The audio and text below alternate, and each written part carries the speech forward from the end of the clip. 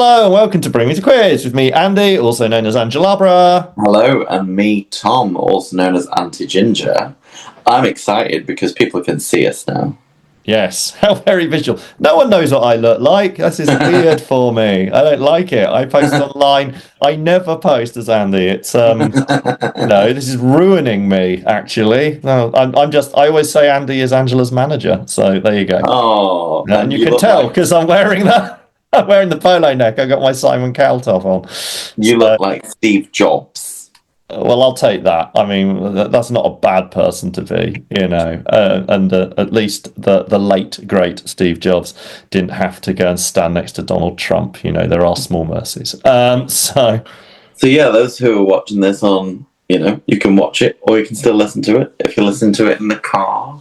But yeah, and I'm always a dead giveaway because I've got no eyebrows and glow-in-the-dark fingernails, so people know I'm Ginger. Yeah. It's a telltale. I don't have eyebrows either. It's like, do you shave yours? Yeah. Oh, wow, fabulous. See, I didn't even notice because you wear glasses. I do. It's a good thing. I don't get them. I don't remove them entirely, but they are very much thinner. They're in where I perceive to be the correct position to then. I like drawing over them because my pencils and that go all over the place if I haven't got them to grip to something. So they've got a little bit there and build up from there upwards. There's a tip. I'm very happy to be part of the potato or egg club, depending on your philosophy, because it just saves you so much time. Back in the days, because you didn't know me then, but I had the thickest, bushiest eyebrows known to man.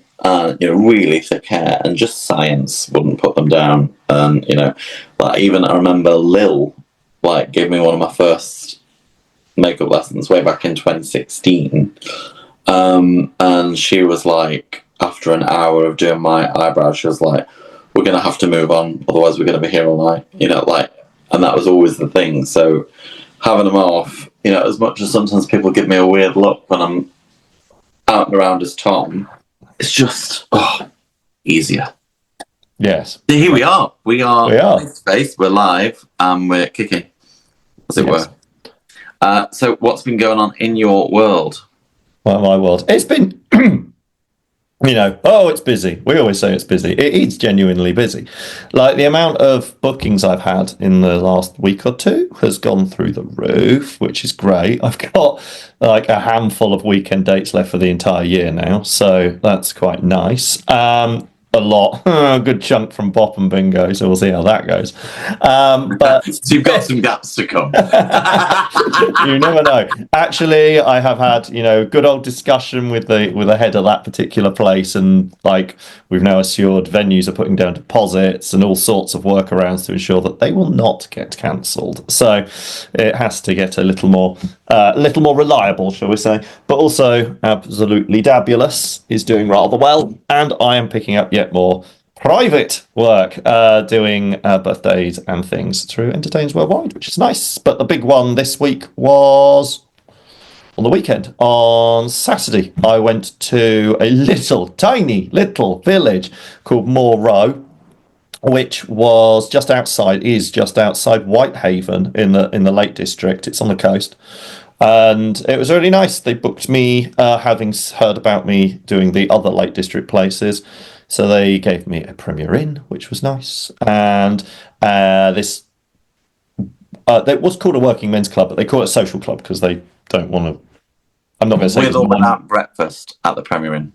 Oh, without. I don't. I'm not up early enough to eat it anyway. So, but the whole reason I do Premier Inns is for the breakfast. What I like about it was that the social club and the hotel were 10 minutes apart, and 5 minutes between in that place was a petrol station with a 24-hour spa, which meant I was able to pick up all the food I could possibly want, and it was all incredibly cheap because it was the middle of the night and their sandwiches were done. So that's good. So this is interesting. So you are an evening person and not a morning person. Mm-hmm. I am neither an evening nor a morning person nor a middle of the day person. I'm just always functioning. But yeah, but I can make space to get up and eat. Yeah. I don't miss those breakfasts. Oh, the only time I've ever done it I've ever missed out on it was where I've like been really, really hankering for a takeaway at like 3 a.m. after a gig, and then I just can't face a breakfast in the morning because I've eaten so late at night. But I mean, this was one of those Premier Inns where, you know, there are the nice Premier Inns, and then there are the ones that look like borstals from the outside. And this was one of those. It was perfectly adequate. It was perfectly nice inside, but it looked terribly run down. So, you know, I recommend it as a place to stay, but don't take your nearest and dearest there for a romantic getaway, because it speaking of things that go on. It has all the charm of a rundown Butlins holiday camp. But the gig itself, before I move on, I'd say was great. Like, it's really nice when you get booked into places where they're really pleased to have you. So you get there, and it was like, I got there for about 7 to set up for a sort of 7:30ish start. The place was already full. There were about 100 people there. They were all drinking. They'd been there since 6. And then I set up all my kit, and we got underway. And we had a right old time. And an enduring memory. Apart from like Abdab is Abdab, you call out the numbers, we do dances, we do sing-alongs, we do stage games, etc., etc. But at the end, the house DJ, who's always there, proper DJ Jeff kind of guy, you'll have to hear the song to know what I'm talking about, came on. And for those of you who don't, it's I'm DJ Dave. I use vinyl at the disco. He just like carrying stuff around. He's an old school. I'm into old school. Yeah, old school middle-aged DJ who, after I finished, decides the best track to play was, I think it's called "Jumping All Over the World" by Scooter, and there are just all these men in their 50s bouncing around and raving because that was relevant when they were sort of in their 20s, you know. And I'm like, oh my god, like I have one Scooter song, and I do play it occasionally, and that is the logical song because that's the one I thought everyone knows. But I knew this at the time. The North has a life of its own, and they really, really, really, really liked Scooter in the early noughties, and the South never got it. We understood it one time in the charts, but in the North, it's a classic banging tune. And I quite enjoyed watching everyone with no hair and grey hair and beer guts bouncing around to that. It was funny. So, lovely place, and I'm going back later this year. How about you? Well, firstly, I'm loving your background, which very much reminds me of a interesting time where we performed to a room that was full every single night in the middle of Edinburgh at a very late point at night. The show called Dragadoo. Oh, happy memories. I do wish it looked that full every night. Yeah, I mean, yes, I did take this picture for posterity. It's like, you know, it's aspirational. I love that we had these little benches in the middle of the room, everybody, where you know, they were either Olympic hurdles, as you called them, you know, or drink rests. Yes. Yeah, on the occasional Friday or Saturday night where it was all right, they became seats. Yes. And it just totally changed the room, didn't it? It did, and it's nice. I mean, I've got up as well because this is, for those who don't know, this is one of the biggest room, believe it or not, in the City Cafe complex. And I had my show in the diddy little room, which was next to it, about half the size of this one. But I'm back there this August, but I'm in the next room up, so the room that is halfway between the diddy room and this bigger room. And it's exactly the size I want. It holds 30 people. It's exactly like hosting a school class. So very much my zone. So update on that whilst we're on it. I am going to Edinburgh. I am registered. And that process has started now. So it's going to be with the Assembly, not with the Underbelly. I am back again for the 3rd year. And I'm not allowed to say my time yet, but it's late at night. However, I feel all right about it. And the copy's written for the show, the poster's done for the show, and I think I am leaning on not doing a Free Friends show. As much as I want the Burger Fund, and I do want the Burger Fund, last year, it would be one thing if you could do it with me, because I would enjoy it more. And I think I enjoyed it because I felt like we were doing something together. But doing it on my own, if I'm honest, There are so many social things I could go to that I didn't do because I wanted that burger fund. And I think actually, whilst I don't mind the idea of doing 5 minutes at someone else's night, or some open spots at places, or some paid gigs here and there, I think I'd rather that be ad hoc than every single night. Because if I do it every single night, what was happening was, there'd be opportunities to go to stuff, and I was like, nope, I need to go to my Burger Fund show. And I think doing that on my own, I'm going to be less motivated, especially because I'm going to have to fly for it. Yeah. And I don't know, I feel like free fringe on my own is harder somehow. I think that's with the plan, because mine's quite late now. Like last year I was on, I think it was 8:30, and this year it's 9:30.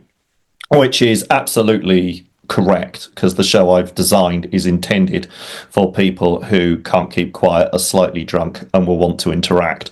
So I didn't really want it any earlier than that anyway. And it also meant strategically that for all the other festivals I'm doing, I know it's much easier to score a later night show than it is a 8 p.m. show. And I thought, right, let's just design a show, which means, oh my God, Angelava is happy to do 10 p.m. Give it to her. And so that works for me, because I am doing that in Derby and Lancaster, and I have just put in my application to Buxton, so we'll see what happens with Underground there. But it does mean if we were doing a Dragadoo, it would be very late. Like, we'd be talking at least midnight, if not beyond. So I've got my eyes on one. I'm definitely doing some emceeing and guesting with another show. I know that for sure. And that will be at 8 p.m. And then I may do the classic, if people do not know about this, the Wonders of the Free Fringe, the Laughing Horse one, is that once all the acts have taken their spots, like they allocate the spots, there generally are a couple of rogue times and venues that are just left empty for one reason or another. They're usually considered highly undesirable, like they're either very early, very late, or perhaps only for a part run, or are way out of town compared to the rest of them. So, but they tend to all get sent out in an email last minute and said, anyone want to hoover this up? So I will keep an eye on the hoovering pack to see if there's anything ultra late, or indeed a bit earlier. And maybe, I mean, it'd be great that you'd be involved. We could actually do it together, but we might do it more like if it was earlier, I'd do it as more like a variety show, and we'd have a couple more guests in it, for example.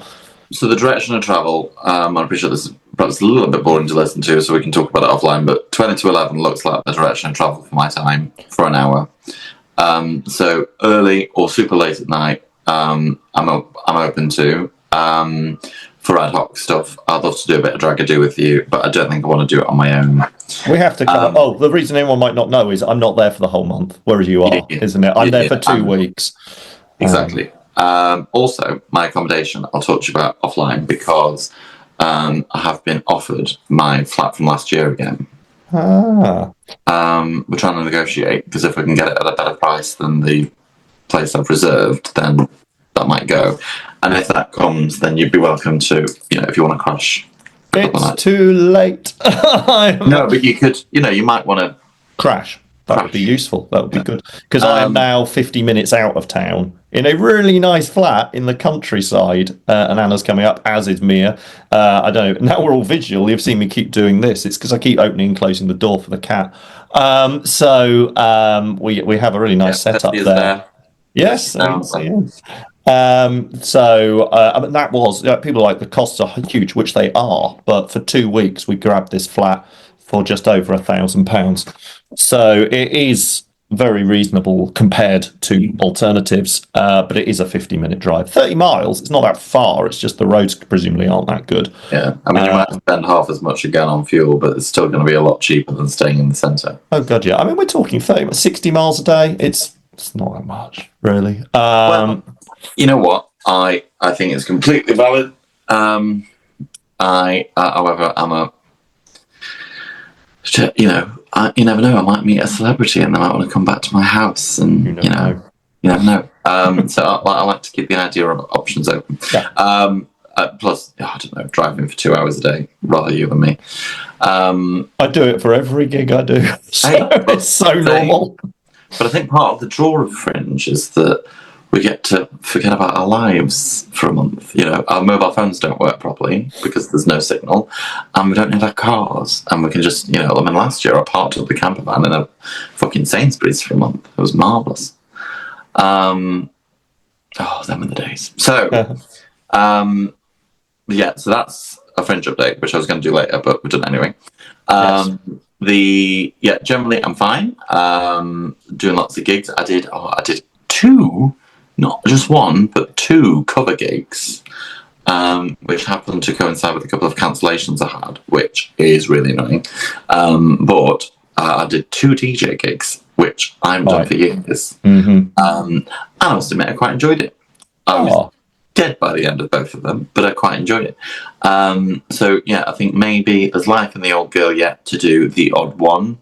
But you know, still selling in a DJ box at coming to 4 o'clock in the morning, I don't know, not something I do on a regular basis anymore. But yeah, it was quite nice. Like particularly the second one, I was covering for someone who couldn't be asked to do their shift, and we had like 4 parties in, all of which had a 40th birthday. And I was like, well, I know the music you like, and it was wonderful. So we had like this wonderful retro evening of songs that, you know, people who were all about the same age really appreciated, and I absolutely loved a bit of that. So we had a bit of Avril Lavigne and Blink-182 and Green Day, and it was very camp and it was very nostalgic, and I had a lovely time. Did you sing 4 Non-Blondes?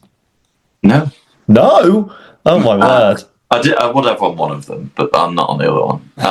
It's just about, if you're turning 40, I think that's just about living memory. Certainly my living memory, but I'm 46. So, I mean, you know that song, and I go back. Yes.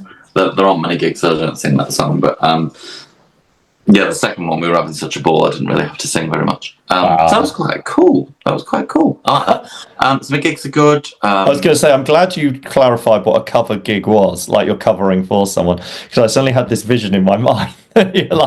You're a covers act, and you go, you're expecting Shazza Fierce, but here's Aunty Ginger in cow print pretending to be her, like some kind of tribute, which would be incredible. Love the idea that anyone would be a Shazza tribute. Hello world, it's me, Shazza.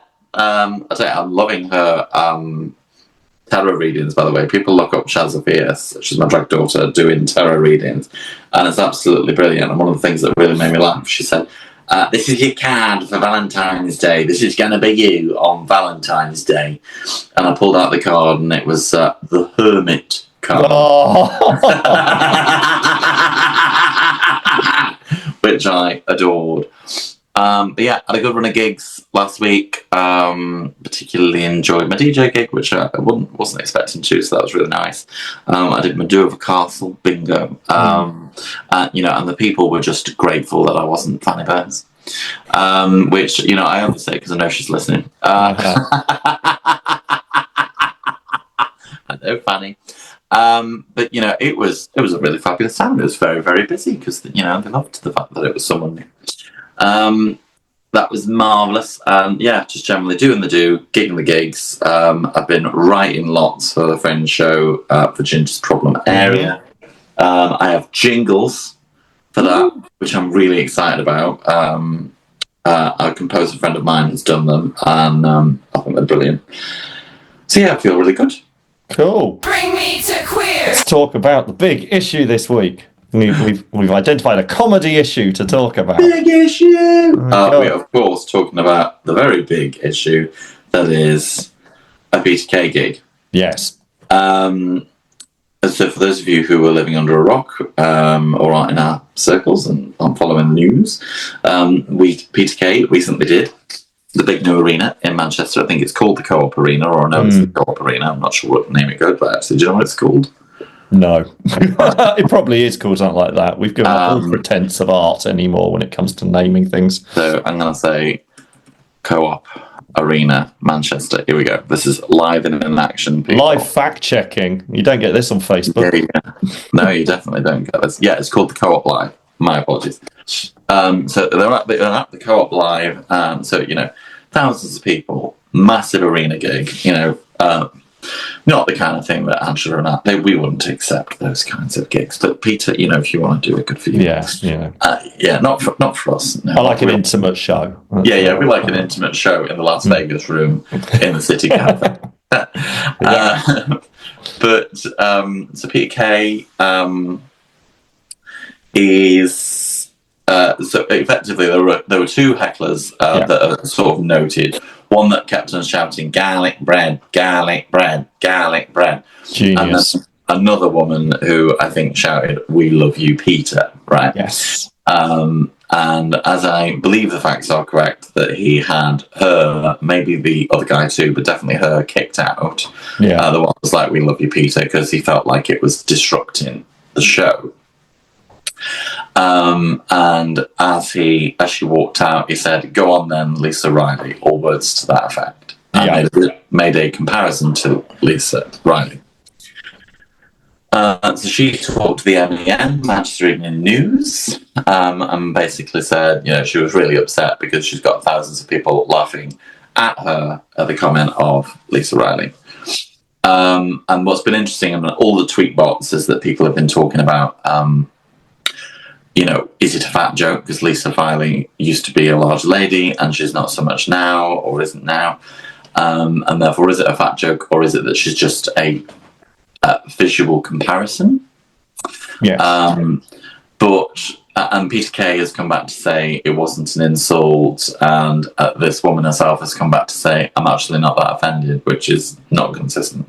No. I believe, if I'm reading this right, apparently she said, "Can we just draw a line under it now?" I think is what she said on Instagram, apparently. But I think there's sort of loads of topics here which are really, really interesting for comedy for me. One, I think, is commenting on people's physical appearance and whether that's okay. Yeah. And then there's sort of disruption in a gig and whether it's okay to kick people out. So we talk about the physical appearance thing first. I want to get your opinions on that. I think it's very tricky because obviously what we're seeing here, at least what the narrative, and it's a media narrative, of course it is that if you are comparing someone to a celebrity, then it's usually derogatory, right? Like even it done in fun, but derogatory. Like if you say, "Oh, it looks like Take That," if they had been fashioned in Poundland or something, the way you sort of bring it down, and that is a classic thing about crowd work in comedy and at cabaret in sort of drag events. A classic, if someone is like a bald man wearing glasses and you say, "Oh, hi Moby," like he must have heard it a million times.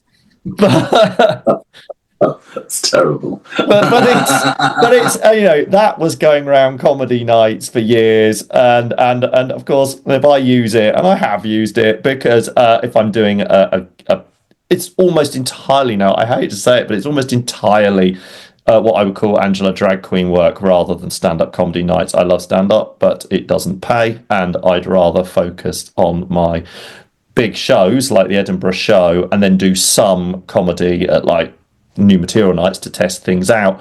But I'm not on the paid comedy circuit because, quite frankly, it's too much effort for too little money. But even at sort of open mic nights, if you want to connect with someone, then there are comments you can make, and it's about context. The vibe is good. I mean, if there was a very angry looking bald man wearing glasses, and he's looking at me, he wants to kill me, I'm not going to jest with him, and whereas if it's someone who's really cheerful and outspoken and they want attention, and that's the difference, then of course I will interact. And I can even use, and this has parallels. Like I've referred to some women at drag nights like, Gemma Collins is here. Now that is not a slight. Oh, I worried you were going to say Gemma Collins. It's not a slight on their size. It's usually my go-to reflect a very gregarious, loud-mouthed, if you like, Essex girl, blonde lady who shouts out tropes, and yes, in a sort of Essex way. And Gemma Collins encapsulates The Only Way is Essex and that attitude, and it's not a fat joke. Like, if there are very few other people from The Only Way is Essex that I could name check that anyone would even understand. They're not famous enough, and you need to have very famous people if you're going to name check a celebrity, because your audience generally are all ages, all backgrounds. I compared someone to Ronan Keating last week, and that was in a nice way, like, oh, you're like a 90s Ronan Keating. And then, and he was like, oh, I'm like, don't worry, it's only words. And I was very proud of that. Very proud of that one. Yeah, I just acknowledge it was very funny. Thank you. And that came to me at the time. I hadn't planned it. It wasn't a setup. But that was relevant because, of course, lots of people remember Boyzone, but also it's Netflix at the moment. I've seen the documentary. There's like this huge Boyzone documentary on at the moment, like 3 parts, all about how it went all horrible, not horribly wrong, but how they all fell out, and how Louis Walsh does not come across great by the end of it. And I discovered Westlife is still going, so I learned something from it too. There you go. Well, so I agree with you, but I've got lots of thoughts. I'll unpack them quickly. So I think I do it a lot, and you've seen me perform a lot, and I do it a lot. Yeah. Bull people are Uncle Fester. People who are ever so slightly goth and emo get Avril Lavigne. Of course. I have a myriad of these. I tend not to go for Gemma Collins because I've seen other people do it. And I try and think of ones that I think of. But I've always avoided weight, and perhaps this is because I'm a big girl myself, but I don't like the idea that someone would make the connection I was doing it for that reason. Have you ever used name check Uncle Fester on a skinny man? Do you know what? I would probably more likely go for Harry Hill. Okay. Yeah, that's just because I think like Uncle Fester is famous. Yes, he's bald, but he's also really like. But I don't think that's stocky. Stocky is the word. Yeah, no, not fat. But that's why I said skinny man. I didn't mean like fat. I mean, but he's known as being stocky, and I think he looks like a doorman. Yeah, exactly. But like they need that sort of cunt stare. But. Which I assume is the entire job interview process. If you're a doorman, you just give me your evil look. Okay, you're hired. You need to stop things just by standing there. But I do it, but I would be mortified if anyone was offended. I mean, I like when I make observations. I like it generally to be things that people can't change, that they can change about themselves. So I might say, "Are you happy with your hair like that?" Or "What happened with those shoes?" But I wouldn't pick on someone having a big nose, for example, which I suppose they could change through surgery, but that's a bit much just to attend an anti-ginger gig, isn't it? Or I wouldn't comment on someone's.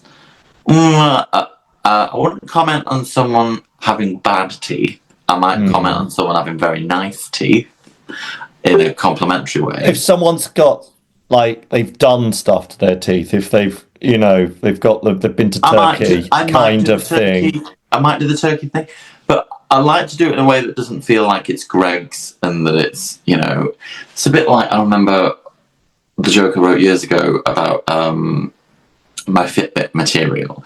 I deliberately didn't want to do the I've had a wank, therefore I've got this many steps in, because that's where everyone goes. So that's where I did the whole, my only goal is to see my dick without using a mirror kind of material, to try and take it somewhere that people don't expect. But I think that's just about you and your comedy. I think in terms of making people feel uncomfortable, I think she's assumed it's a fat joke, and I think people have laughed because they think it's a fat joke. The issue, I think, the way this is perceived in social media in terms of kicking people out, which I think is the other part of this lens. And Abby Clark is an amazing comedian with like 1 million followers on Instagram. Has done this sort of crowd work versus heckling article. Yeah. Where she's basically said, and Peter Kay has kind of said the same thing, you know, if you're a comedian and people are kicking off, you've got a right to remove them, because there comes a point, effectively both of them said, where it's just disrupting the show. And I agree with that. Spoiling the performance for other people. Yeah. And the way that it's been positioned by some of the media, in my opinion, is that they're making it like, oh, you know, Peter can't handle it, and he's just kicking people out for saying, I love you, Peter, and, you know, has he done enough to manage it? But, you know, that footage of him being like, right, get out, Lisa Riley, whatever that footage is, that's not a comedian who's, you know, just been annoyed once. That's a comedian who's been pushed by constantly having people interrupt, you know, and having to say, look, this is crap. I'm not, you know, I need to be able to do my job here. And I think that's the thing. In crowd work, you're inviting people in for a conversation. But if people are charming in, as Abby Clark would put it, because they like the sound of their own voice, after a couple of times, you're like, no.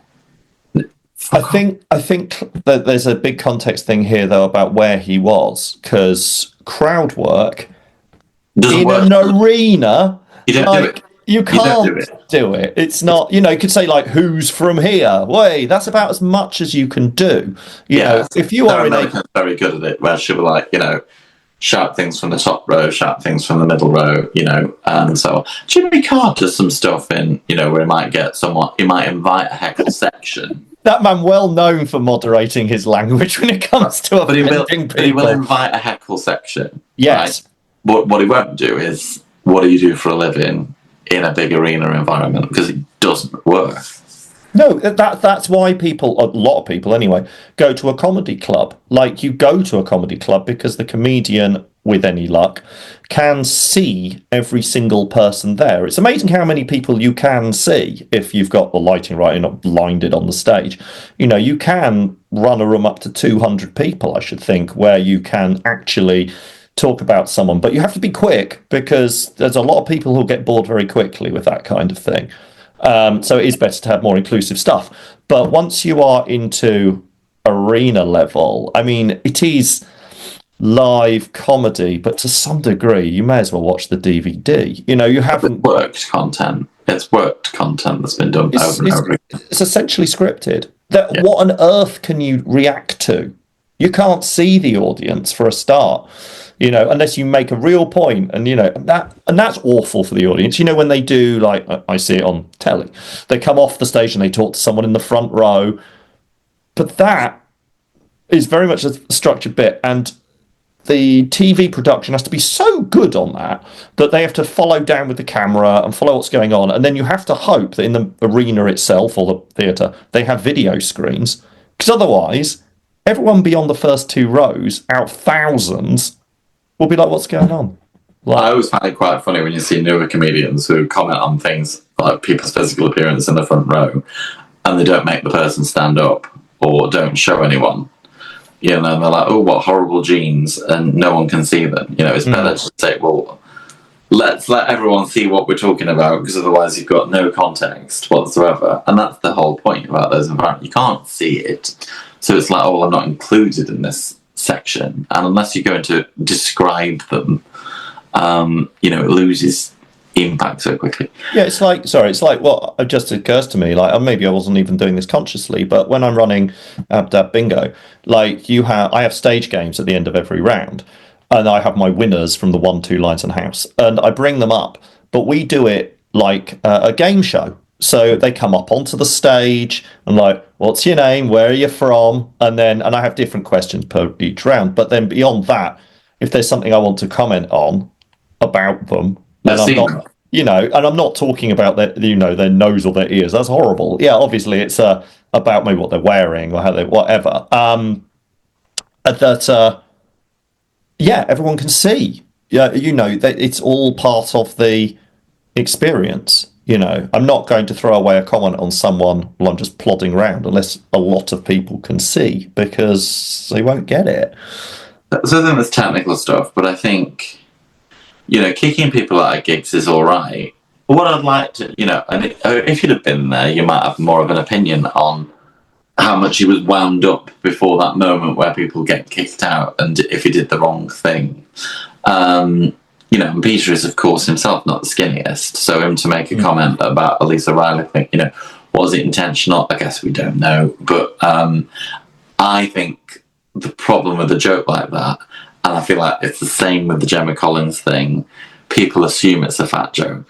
Yeah, which is about them, not about you. And if you are Peter Kay, although you see it at a less degree on the internet generally, is that if people have got a fixed idea of what you really meant, then they will go down that line. And you see it in. I have the unfortunate experience of going past. I shop in M&S occasionally, and I go past the racks of tabloid newspapers and their spin on what's going on, because they vehemently hate Labour, and it doesn't matter how good the news story is about Labour, they will find a bad way to present it.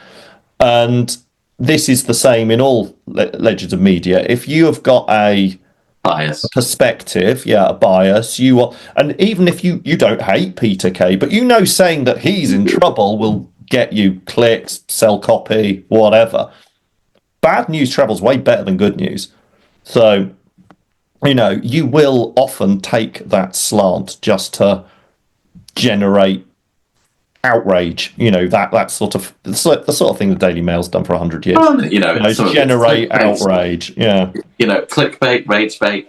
All of it. It's a very effective tool to get people to read stuff.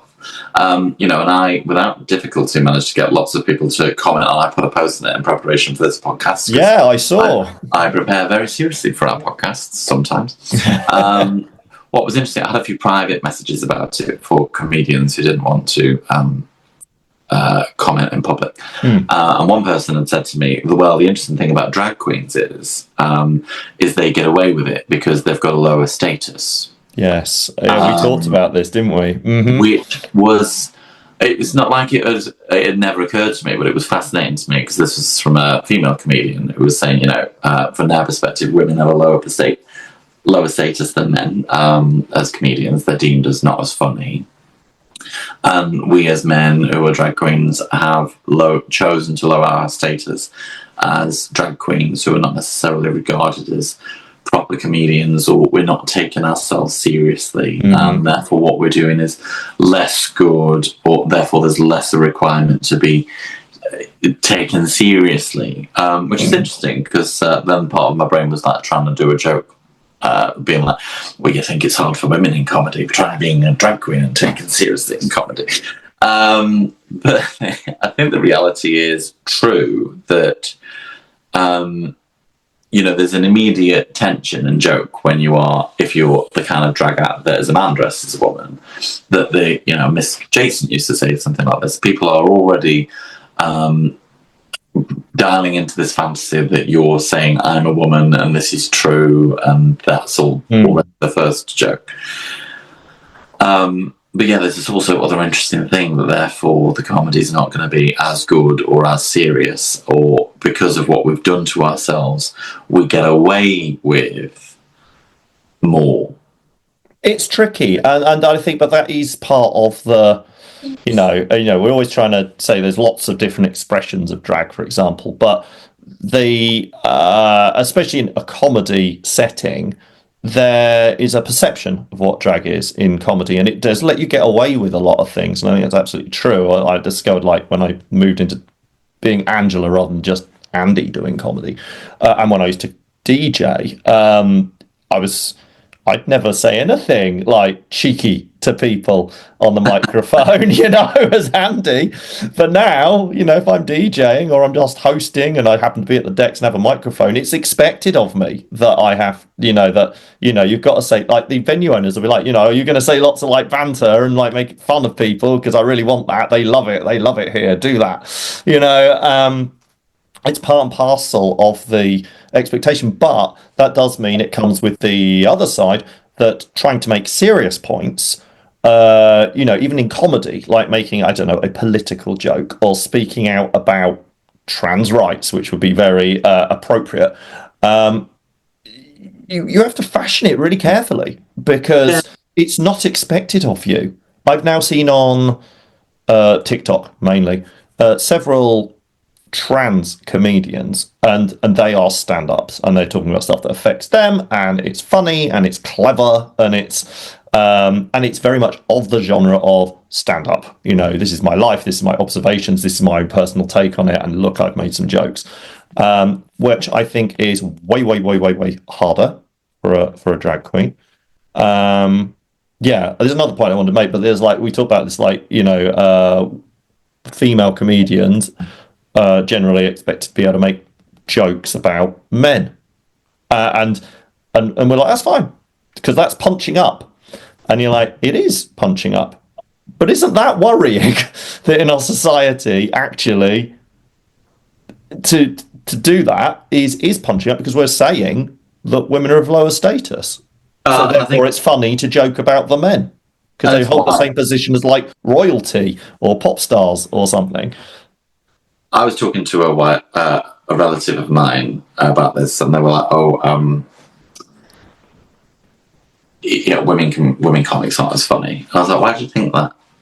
"Oh, well, you know, they're not allowed to be as rude or as cheeky as men, or you know, or they're not allowed to swear as much." And I'm like, "And which female comics are we talking about?"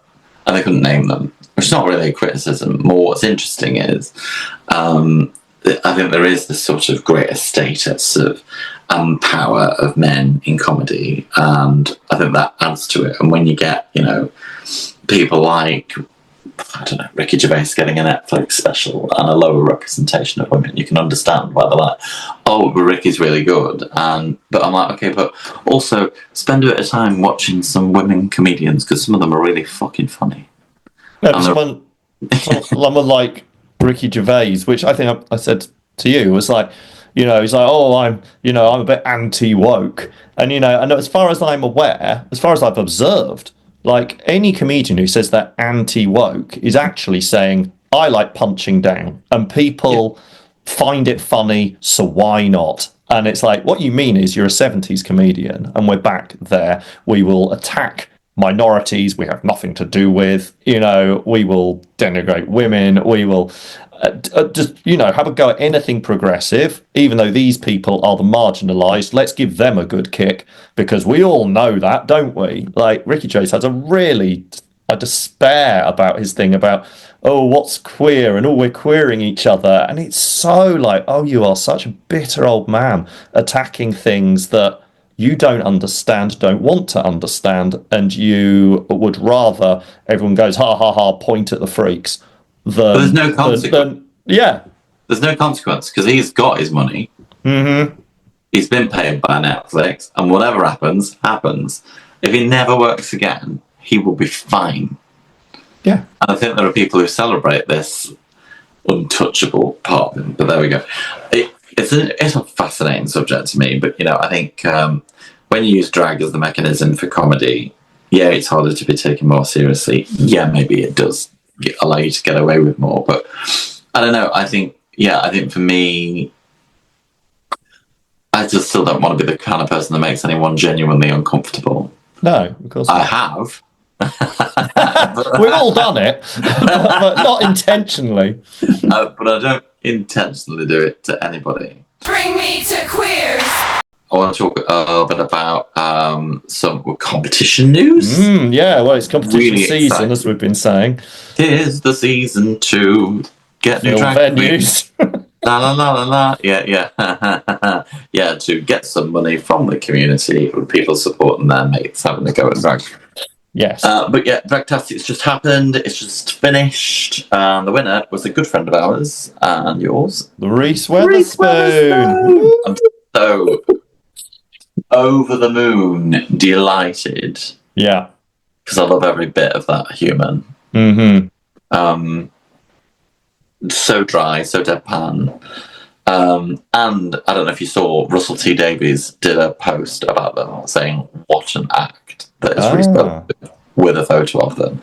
And if I was Reese, and if you're listening, frame that fucking thing. Yeah, that'll be on your flyers for the rest of your life if you do. Yeah, because you probably like. I mean, I hope you continue to get success like that, but that is not an everyday occurrence. No. Like that got tens of thousands of likes with Reese's name on it, and I'm absolutely delighted for them. That goes down to like that appeals to my like indie sensibilities of the 90s. It's like I was their first man. We were their first. We were supporting Reese early on, and they've not been around that long, so it's not even that long ago. Well, they've not been on the world that long. No, exactly. You know, we had them at Bring Me to Queers Live. I mean, come on, and other things. Someone was rolling their eyes at me the other day. In fact, it was Lauren. Fuck it, I'm talking about her. But we were talking. I was like, "Well, you see, Alex Mitchell got an agent after he worked to Bring Me to Queers Night, and now Reese Wetherspoon's winning Dragtastic, and she's rolling her eyes, being like, "Fucking men taking credit for their success." And I'm not taking credit for their success. I'm not saying causation's correlation, but it may well be that the two things are connected in some way. And I love that. Yes, so well done to them. Well done. And it was lovely to see, like, I'm not a name check, so I was also favoritism, but it's nice to see a number of acts in that final who I was like, oh, good. Like, these Happy to see Soul Black there. Yeah. It was another mate of mine. It's quite a nice. I want to name check the other queen, but I don't want to. Like, technically, I think I'd be dead naming them at this point if I use what I see on Facebook. Stardust, there we go. So, yeah, I was really happy to see that sort of quality in the final. Although well done. we made a comment, didn't we, that there were some quite experienced people in that final. Yes, it does surprise me to a degree. This will lead on to the next point, is that competitions, I mean, it is coloured by my experience. My first competition, my first drag performance was at Dragtastic, and nearly made the final. I was in the top tier in my heat, but and so I very much associate it with that's a great place to do your first serious look, it's me, notice me. So yeah, it was interesting to see that people who've got years of experience were in it, which can only be a good thing for the competition because it means it's going to be really good to watch. But yeah, interesting that they are in it. I mean, it's interesting. I mean, we had a competition at the House of Bridget, which is a place I do. Yes, Bridget's Got Talent. Yeah, and Mama Tasty entered it and won. And Mama Tasty's been around for a while, and she did well in Drag Idol, and she's got her own thing where she lives.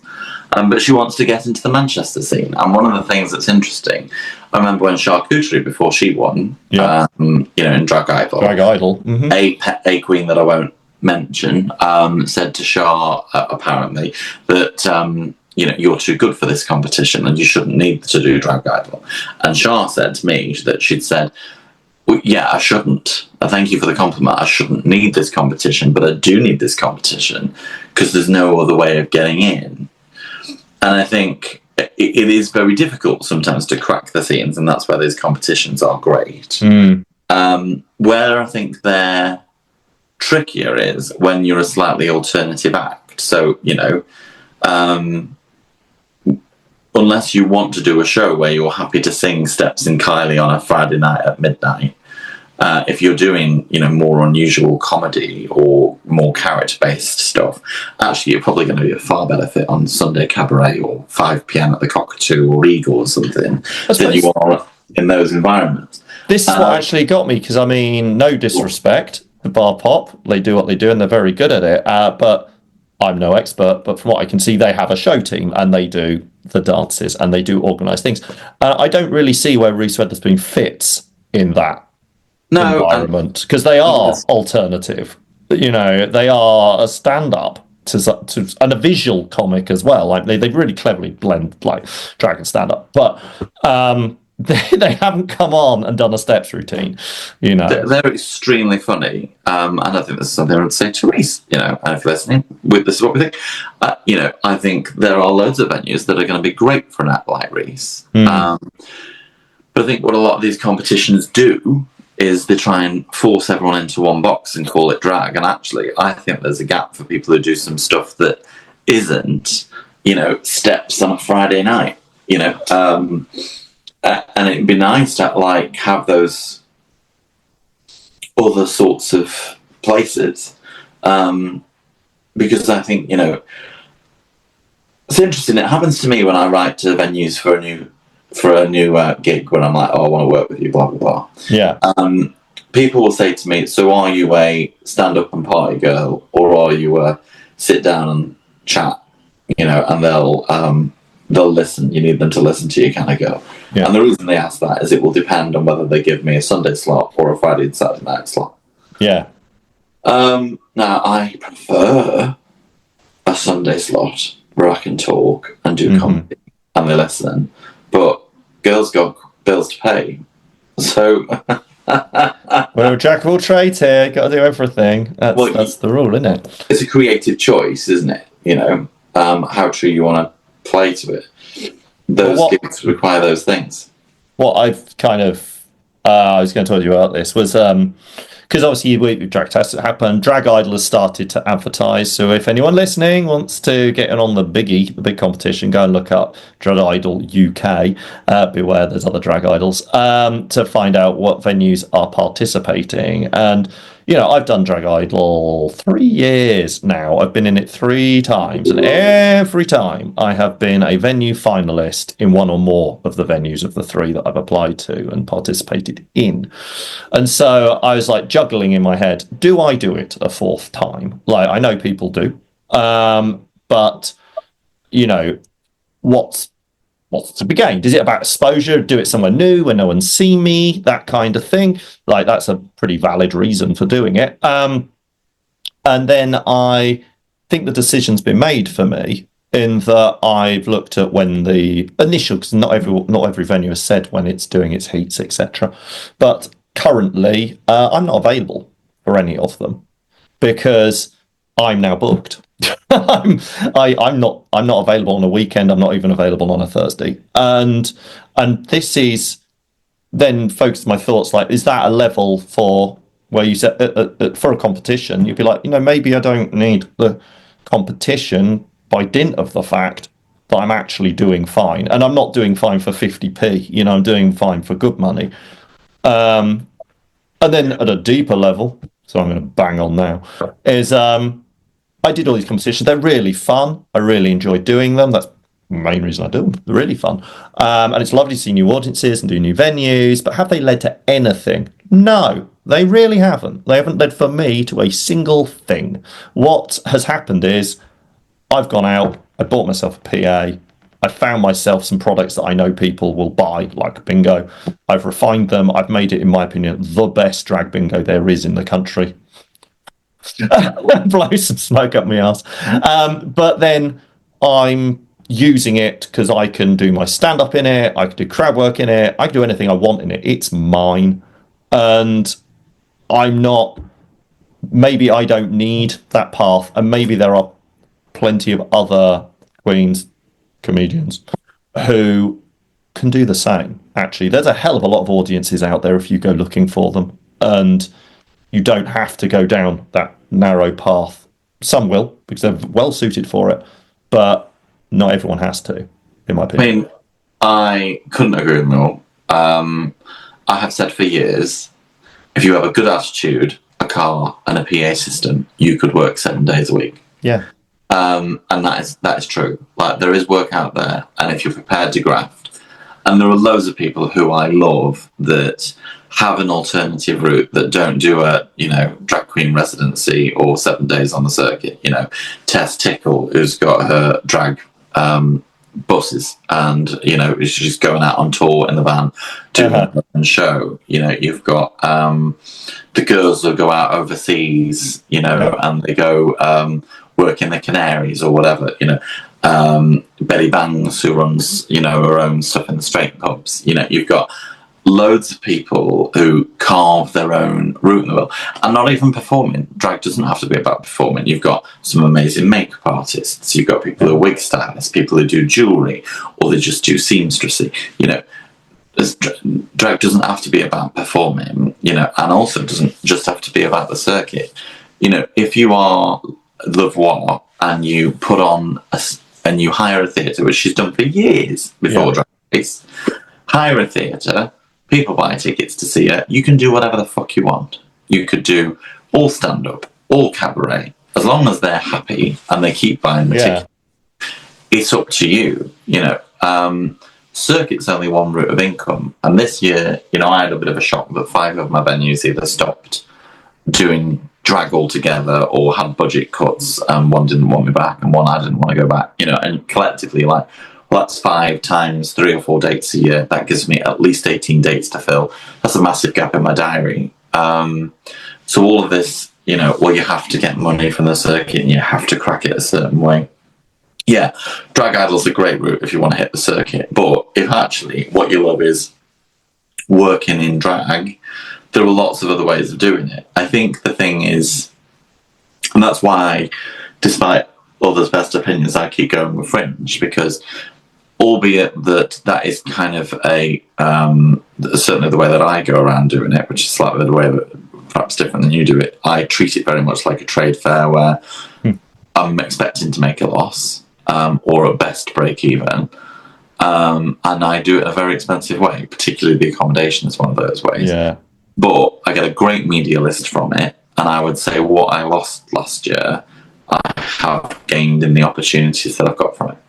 Yeah, I think I want to highlight just there, though, it's like, yeah, we know Edinburgh is ludicrously expensive, but if people out there want to do a show, like you want to do a show, and it can be cabaret, it doesn't have to be a stand-up show, you can go to other fringes. You know, I am signed up for Lancaster Fringe. How much did it cost me? £25. And I've got a room. It's not a big room, but I've got a room on a Saturday night. It's got a screen so I can use my video stuff. It's got its own program guide that, like, they're doing in their local area, obviously promoted by local people who know how to reach the people who are going to watch the shows. You know, I've got the same thing going on with Ram Festival in Derby for ever so slightly more. Buxton is a tiny bit more than that. It's you can do different levels of Buxton depending who you go with, but ultimately you can do it very, very, very cheaply. You can be registered and have a show for like £100.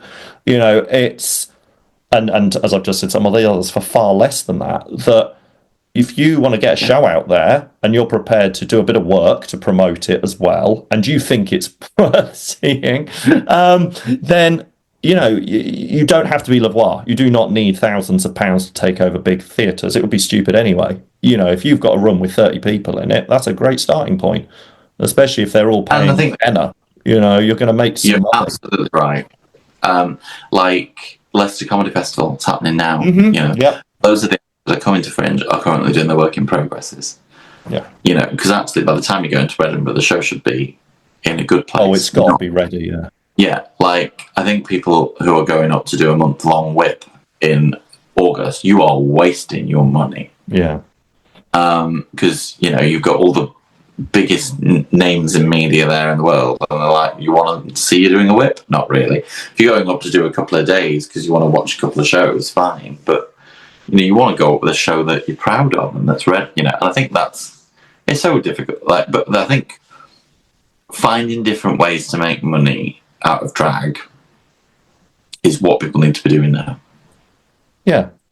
And that's good because you're bringing it to new audiences too. You're going exactly, I mean, it's a political act. You are actually saying, I'm not just staying in my defined club, you know, and it can be kept in that box, which is what the hard right want, so they can eventually just destroy it. The more avenues it goes into, the more ingrained it is in the total society, the better. It also means that people... They're not drinking in the pubs either. So you're helping there as well, definitely. It's less pressure on the pubs to get all your work from there. And, you know, I wish I'd learnt a different way, that I could have got some better skills before I went and bombed in Drag Idol in Manchester and then completely blacklisted myself from a bunch of people that, you know, literally to this day are like, oh, do you remember when you bombed Drag Idol in 2017? I'm like, yes, 8 years ago, because no one fucking lets me forget it. And actually, had there have been more avenues to cut my teeth, I'd have done it different then. And I think there are so many different avenues to drag, so many different ways of making money. And I think, I love the way you do stuff, and I love that I'm doing different stuff. Yeah. It's good. We're such role models. Everyone do what we do, but not too close to it because it's mine. Leave off. This has been great chat, but I'm realizing we are really, this is a lengthy one. We've gone extended play on this.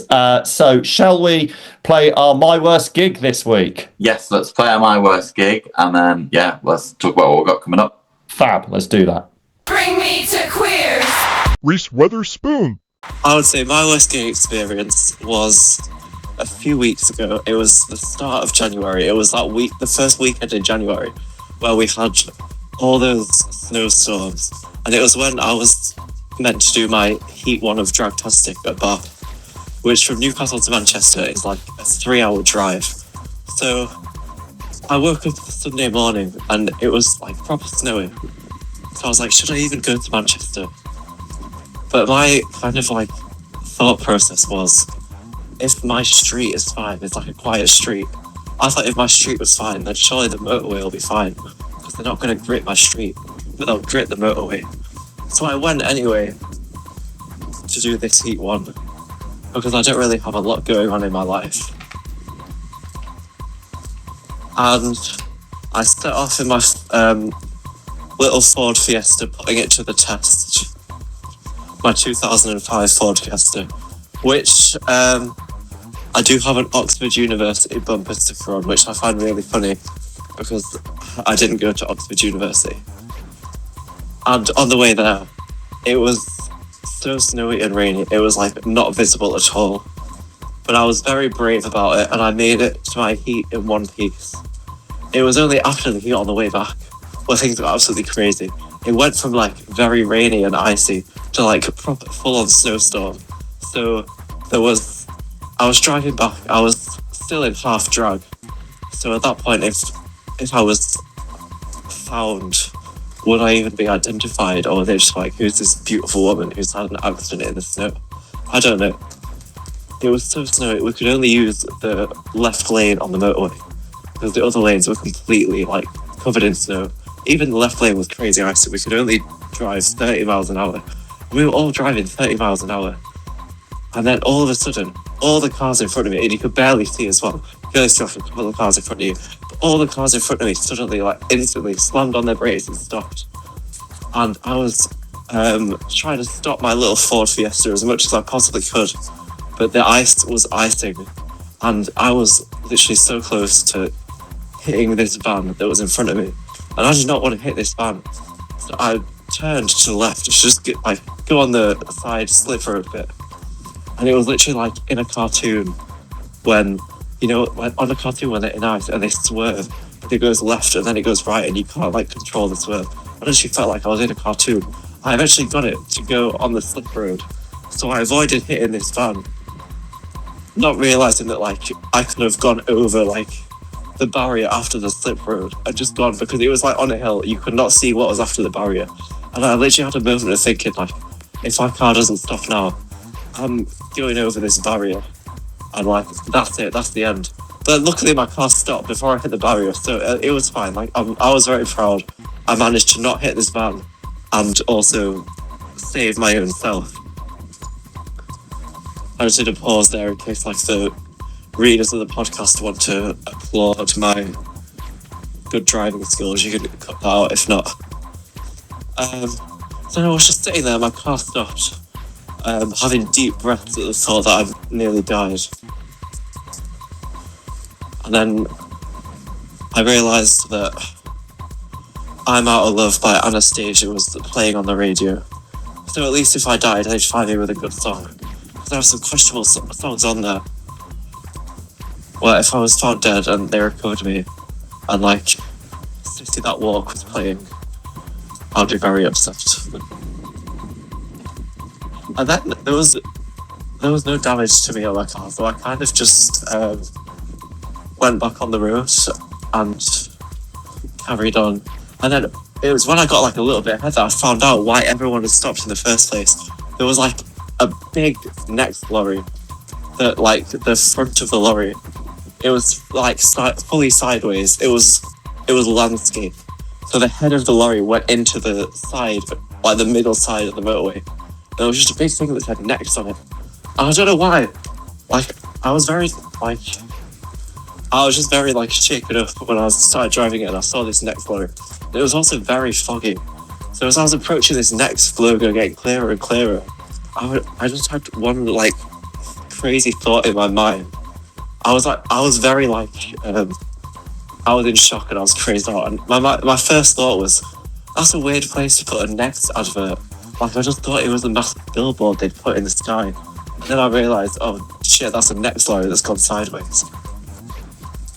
That was quite heavy, but that's my like most awful, insane gig experience that comes to mind that doesn't have me doing anything bad.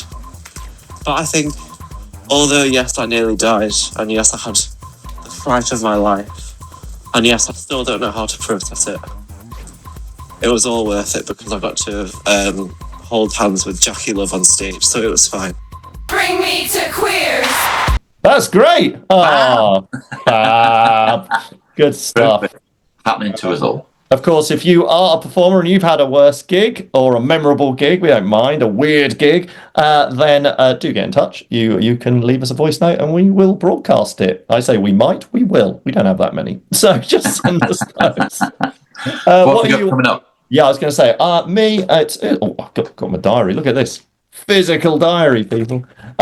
So I have got this week, I am doing, as ever, Quizingo in Leeds on Thursday. That's been going really well. More and more people coming. We made over £100 for Macmillan Cancer on the last one, which is the first time we've gone into three figures.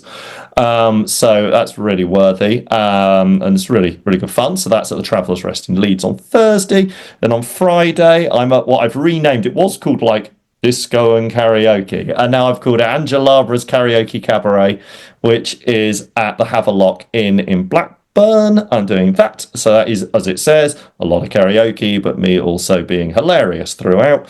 Then on Saturday, I'm back in Cheadlehulme at the Mickerbrook for Abdab, Absolutely Dabulous Drag Bingo, one of my favourite venues, because they book me every 2 months. There's a lovely, lovely crowd, and we're going to have really good fun. I've got some new games that I prepared for that, because that's the thing about going back to the same venues. You cannot do the same thing all the time.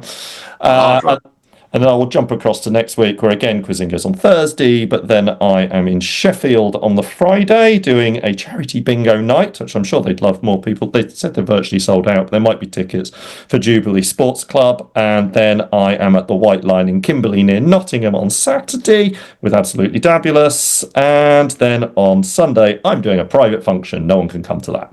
How about you? I always love it when people say private function because it always sounds really contentious. So where am I? And it's probably just some party, isn't it? But it always makes me think that someone's performing for Donald Trump or something like that. It's a 50th birthday party. It's a 50th birthday party, so you're not there. You've not been asked to come in and do the choreography for Elon Musk or something. I don't want to do Elon Musk choreography. I will get you cancelled very quickly. So this weekend I've got Panama Hatties in Prestwich doing Drag Supper for a sold-out supper. Ooh. As soon as they put my name on the poster, it's sold out, which is amazing. That doesn't always happen, so I enjoyed that. Then I'm hosting Strippers for Dream Boys on Saturday night. I don't know what the numbers are like for that yet, but if anyone wants to come to Dream Boys, do let me know, because it can be a little quiet at the start of the year. Rem Bar are in the actual Manchester's Gay Village on Sunday. Rare and lovely. So I'm in the Rem Bar on 7:30 p.m. on Sunday night, sorry. And then at 11 p.m. I am at OMG in Liverpool. So yeah, double up, getting 2 gigs out of one face, which doesn't happen nearly enough. Good. And then everything else is in antiginger.com with all my dates on it. And it's all fabulous and lovely. So we're really busy. We're booked and blessed. Good for us. Fabulous. All right then. Right. I will see you in a couple of weeks, and hopefully everyone listening do tell your friends. This has been fascinating. Rate the podcast. Tell us what you think. Leave feedback in private messages and put lovely messages on pop-up. That'd be great. If you can 5-star review it, recommend it, share it, tell a friend, tell it a carrier pigeon. We appreciate it. Thank you very much to every single person that listens to us. We really appreciate it. Thank you to you, Andy. Love your space. Thank you to you. See you soon. Bye. Bye.